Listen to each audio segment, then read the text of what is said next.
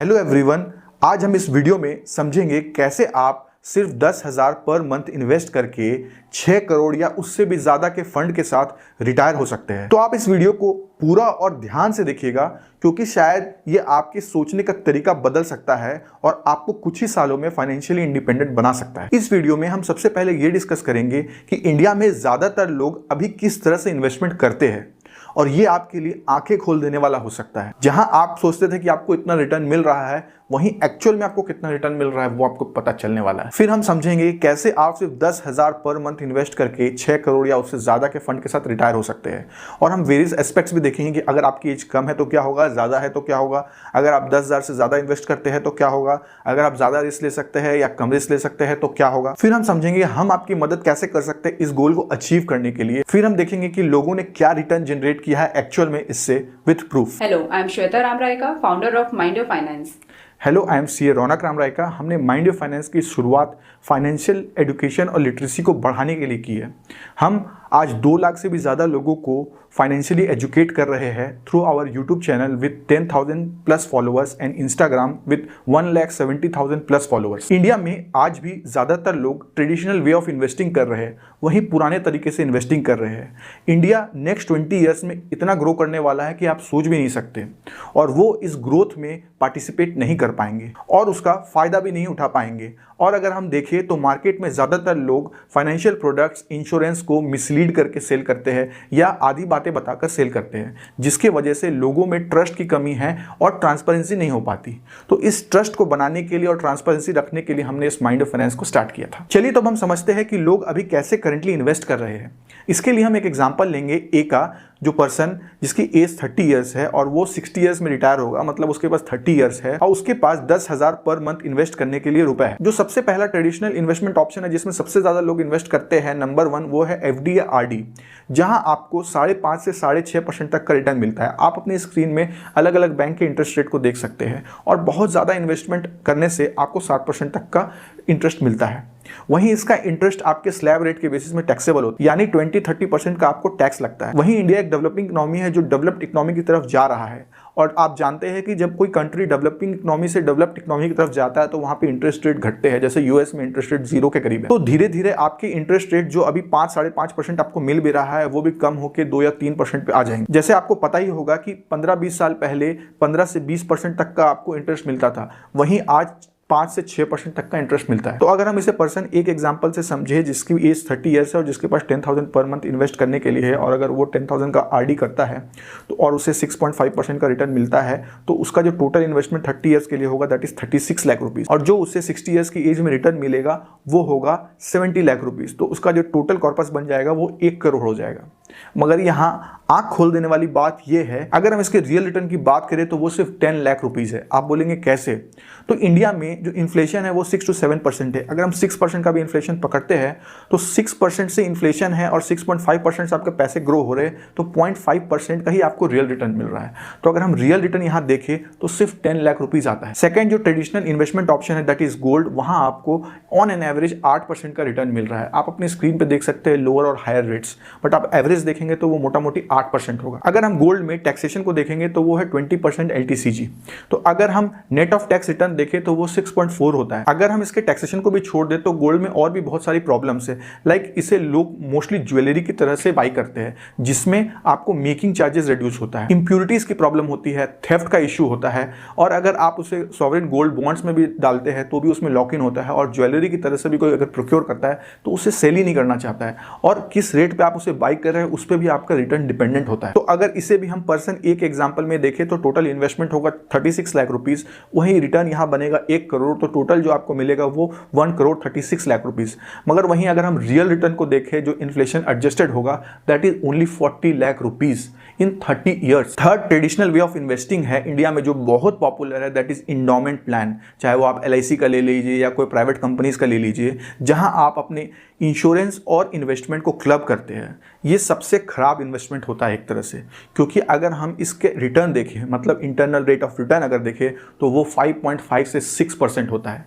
लोग बड़ी बड़ी बातें करके आपको पॉलिसीज बेच देते हैं कि आपको 20 लाख का इंश्योरेंस मिलेगा, 10 लाख का इंश्योरेंस मिलेगा, 50 लाख का इंश्योरेंस मिलेगा, जीवन के साथ भी, जीवन के बाद भी, और बहुत सारे से आपको पॉलिसीज बेचते हैं। बट अगर आप किसी भी पॉलिसी का IRR चेक करेंगे तो आपको 5.5 से 6% का ही रिटर्न मिल रहा है, उससे ज़्यादा कोई पॉलिसी में नहीं है। इस इन्वेस्टमेंट को भी अगर हम पर्सन एक एग्जाम्पल से समझे तो आपका टोटल इन्वेस्टमेंट 36 लाख रुपीज़ होगा, वहीं आपका टोटल रिटर्न 38 लाख रुपीज़ होगा। जो टोटल आपको मिलेगा दैट इज 68 लाख रुपीज़। तो अगर हम यहाँ रियल रिटर्न की बात करें तो रियल रिटर्न यहाँ नेगेटिव या जीरो होगा, क्योंकि 6-7% का इन्फ्लेशन है और आपका पैसा जो ग्रो हो रहा है 5.5 या 6% से। Fourth popular traditional investment option है रियल एस्टेट, यानी अपना घर। अपना घर खरीदना सबका सपना होता है, बट अगर हम देखें तो इसमें सबसे बड़ी एक प्रॉब्लम है कि ये अफोर्डेबल नहीं होता, बहुत बड़ा अमाउंट इन्वेस्ट करना पड़ता है। वहीं लोग लोन लेके EMI भर भर के घर खरीदते हैं और अपनी पूरी जिंदगी में आगे नहीं बढ़ पाते, ग्रोथ नहीं ले पाते बिकॉज EMI के बर्डन पे, और सिर्फ जिंदगी में सिर्फ एक घर ही ले पाते हैं। और अगर आप रियल एस्टेट का एवरेज रिटर्न भी देखेंगे तो वो भी 6% से कम होता है,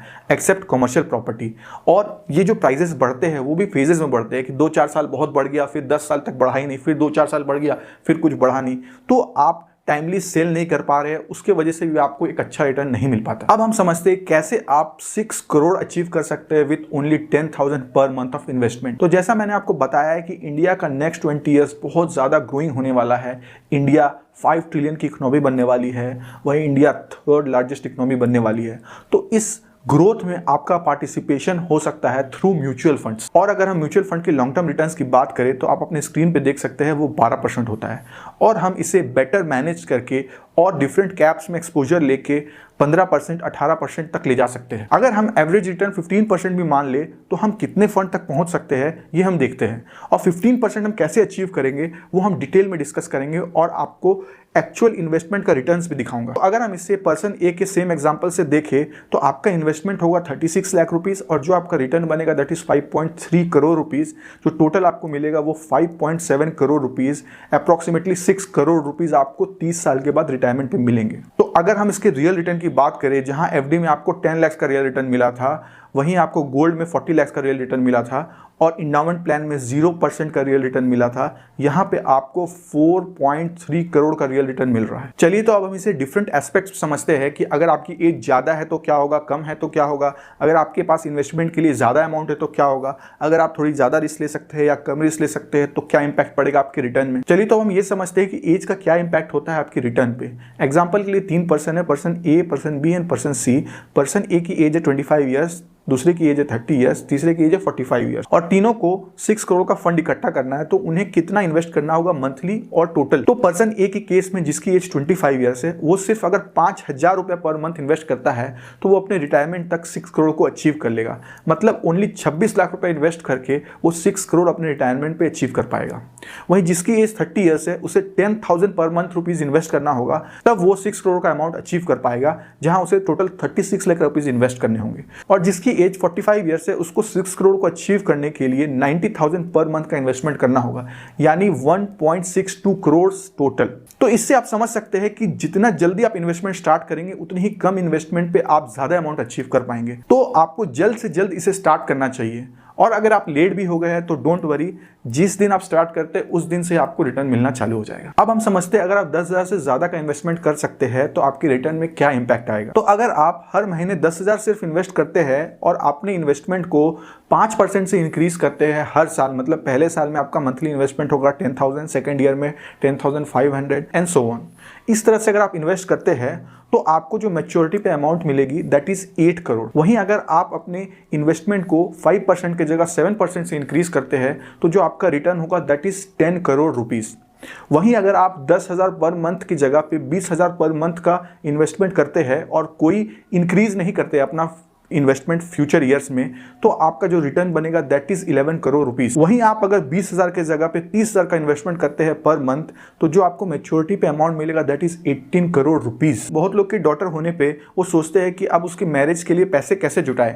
तो मैं अगर आपको सिंपल बताऊं तो अगर आप अपनी बेटी के जन्म लेते ही म्यूचुअल फंड में 5,000 रुपये सिर्फ मंथली इन्वेस्ट करते हैं, तो एट द एज ऑफ 30 जब उनकी शादी होने वाली होगी, आपके पास 2,80,00,000 रुपीज़ होंगे। चलिए, तो अब हम समझते हैं कि हम कैसे आपकी हेल्प कर सकते हैं इस रिटर्न को अचीव करने पे, और हम एट द एंड आपको एक्चुअल रिटर्न परफॉर्मेंस भी शो करेंगे। So we are NISM national institute of security market registered mutual fund advisor and IRDA registered insurance advisor. हम एक्सटेंसिव रिसर्च करते हैं जिससे हम आपको सही चीज प्रोवाइड कर पाए, जिसका ग्लिम्स आप अपने स्क्रीन पे देख सकते हैं। इस अमाउंट को अचीव करने के लिए जो मेन फैक्टर है दैट इज रिटर्न, और रिटर्न को अचीव करने के लिए 3 मेजर फैक्टर्स हैं। तो फर्स्ट फैक्टर है प्रॉपर सिलेक्शन ऑफ फंड, और फिर जब रिक्वायर्ड हो तो उस फंड से स्विच भी किया जाए। बहुत लोग जो अभी म्यूचुअल फंड में इन्वेस्ट भी करते होंगे, वो किसी से सुन के एक म्यूचुअल फंड में इन्वेस्ट कर देते हैं और फिर उसी में इन्वेस्टेड रहते हैं, बट ऐसा नहीं है।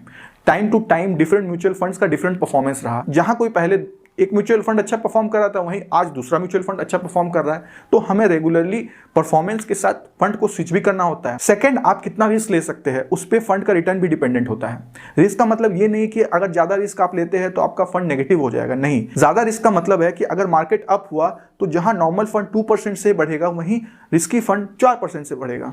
वहीं अगर मार्केट खराब होगा तो नॉर्मल फंड अगर 2% से गिरता है तो रिस्की फंड 4% से गिरेगा। बट इसका मतलब ये नहीं कि आपका फंड नेगेटिव हो जाएगा, आपको रिटर्न भी ज्यादा मिलेगा और वापस भी ज्यादा आएगा। थर्ड जो इंपॉर्टेंट फैक्टर है वो टाइमिंग का, कि कब आपको इन्वेस्ट करना है, लमसम इन्वेस्ट करना है कि SIP इन्वेस्ट करना है। तो इन 3 फैक्टर्स में हम आपकी पूरी हेल्प करते हैं। इन फैक्टर्स की इंपॉर्टेंस को आप ऐसे समझ सकते हैं, अगर हम सेम एग्जांपल में आपको 12% का रिटर्न मिले तो जो आपको एट द एंड अमाउंट मिलेगा दैट इज 3 करोड़। वहीं अगर ये 12 से 15% हो जाए तो जो पैसा मिलेंगे आपको वो 6 करोड़ रुपीज होंगे। अगर वही 15 से 18 हो जाए तो आपको जो अमाउंट मिलेगा दैट इज 10 करोड़ रुपीज। तो हम पहले उनके गोल को डिस्कस करते हैं, टाइम होराइजन को समझते हैं और उनकी रिस्क टेकिंग कैपेसिटी को समझते हैं। उसके बेसिस में हम उन्हें फंड सेलेक्ट करके देते हैं, और जब जरूरत हो तो उस फंड को चेंज करते हैं। कोई फंड ऐड करना हो तो ऐड करते हैं, कोई फंड डिलीट करना हो तो डिलीट करते हैं।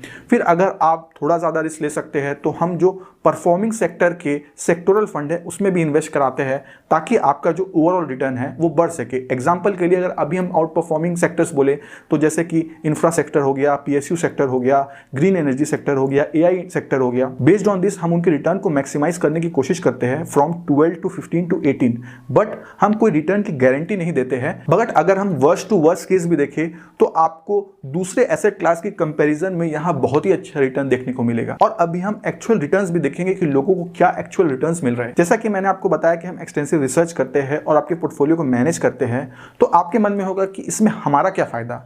और मैंने आपको पहले ही बोला कि हम ट्रस्ट बिल्ड करना चाहते हैं और ट्रांसपेरेंसी भी रखना चाहते हैं।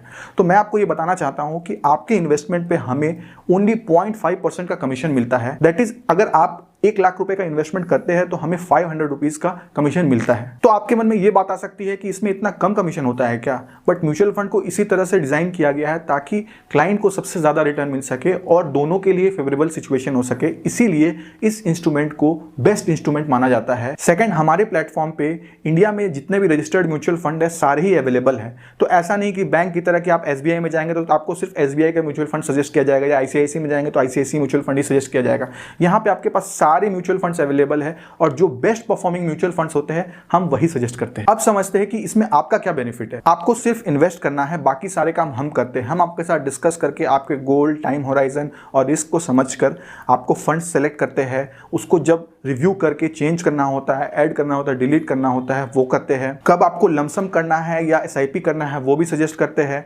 अगर मार्केट डाउन है तो हम सजेस्ट करते हैं कि आप इन्वेस्ट कर सकते हैं। मार्केट के सिचुएशन को देख के हम सजेस्ट करते हैं कि आपको और इन्वेस्टमेंट करना चाहिए कि नहीं। और आपके रिस्क को समझकर हम आपको सेक्टरल फंड में भी एलोकेशन देते हैं ताकि आपको ज्यादा से ज्यादा रिटर्न मिल सके। हमारा प्लेटफॉर्म 100% ऑनलाइन है, जहां आपको ID पासवर्ड मिलते हैं। आप अपने इन्वेस्टमेंट कभी भी देख सकते हैं, कभी भी उसे डाउनलोड कर सकते हैं, कभी भी रिडीम कर सकते हैं, कभी भी इन्वेस्ट कर सकते हैं और 100% पेपरलेस। चलिए, तो अब हम कुछ क्लाइंट्स के एनुअल रिटर्न को देखते हैं। हम 3 क्लाइंट्स के रिटर्न को देखेंगे। पहला जो 1 साल से इन्वेस्टमेंट कर रहा है, दूसरा जो 1.5 साल से इन्वेस्टमेंट कर रहा है, तीसरा जो 4 साल से इन्वेस्टमेंट कर रहा है। रिटर्न देखने से पहले हमें 2 चीजों को समझना होगा, एब्सोल्यूट रिटर्न और CAGR, compounded annual growth rate. Absolute return का मतलब होता है कि अगर आप मान लीजिए मंथली SIP करते हैं, 1 साल के बाद जो टोटल अमाउंट इन्वेस्टेड होगा और जो टोटल रिटर्न होगा उसको माइनस करके जो रिटर्न निकलेगा that is absolute return. But जो एक्चुअल रिटर्न होता है वो होता है CAGR, compounded annual growth rate. जिस पीरियड में आप इन्वेस्ट करते हैं उसके अकॉर्डिंग वो रेट निकलता है। तो एक्चुअल जो रिटर्न आपको पता चलता है वो CAGR से पता चलता है। चलिए तो अब हम क्लाइंट के रिटर्न्स को देखते हैं। आपके सामने एक म्यूचुअल फंड की स्टेटमेंट है जो कि कैम्प प्लस केयर फिनटेक के इन्वेस्टमेंट की स्टेटमेंट है। तो आप देख सकते हैं इस क्लाइंट की जो इन्वेस्टेड अमाउंट है दैट इज 4,30,000 और ये इन्होंने मंथ करके इन्वेस्ट किया हुआ है और जो अभी मैच्योरिटी वैल्यू आ रही है दैट इज 5,27,000। तो अगर हम एब्सोल्यूट रिटर्न को देखें तो एब्सोल्यूट रिटर्न इज 22.5%। वहीं आप CAGR को देखें क्योंकि इन्होंने मंथली इन्वेस्ट किया है तो जो CAGR आ रहा है दैट इज 39%। अब आपके सामने एक दूसरे क्लाइंट की स्टेटमेंट है जहां आप देख सकते हैं जो उनका इन्वेस्टेड अमाउंट है दैट इज 3,09,000। वहीं उनका जो रिटर्न अमाउंट है दैट इज 3,97,000। तो आप इनका अगर एब्सोल्यूट रिटर्न देखेंगे तो दैट इज 30%। वहीं अगर इनका CAGR देखेंगे तो 1.5 साल से इन्होंने इन्वेस्ट किया हुआ है और इनका CAGR जो है दैट इज 41%। अब आप अपने स्क्रीन पे एक और क्लाइंट की म्यूचुअल फंड स्टेटमेंट देख रहे होंगे। इन्होंने लास्ट 4 ईयर्स से मंथली इन्वेस्ट करके इन्वेस्टमेंट किया है तो इनका इन्वेस्टमेंट अमाउंट है 8,11,000। वहीं इनका अभी मैच्योरिटी अमाउंट आ रहा है अप्रॉक्सीमेटली 12 लाख। तो अगर इनका एब्सोल्यूट रिटर्न आप देखेंगे दैट इज 50%। वहीं अगर इसका एनुअल CAGR देखते हैं तो 21%। तो आप देख सकते हैं आप इस तरह का भी रिटर्न जनरेट कर सकते हैं। बट अगर हम कम से कम भी 12-15% का भी रिटर्न लेके चले तो आप अपने गोल को इजीली अचीव कर पाएंगे हमारे साथ। और इसके साथ साथ बहुत सारी tax planning other investment related advice भी हम देते हैं। तो इसके लिए आप कांटेक्ट कर सकते हैं और आपको अपनी स्क्रीन पे फ़ोन नंबर, मेल आईडी और सारे डिटेल्स दिख रहे होंगे और आप इससे पैन इंडिया कहीं से भी करवा सकते हैं। आप हमसे फ़ोन पे बात करके डिस्कस कर सकते हैं और फिर अपना इन्वेस्टमेंट जर्नी स्टार्ट कर सकते हैं।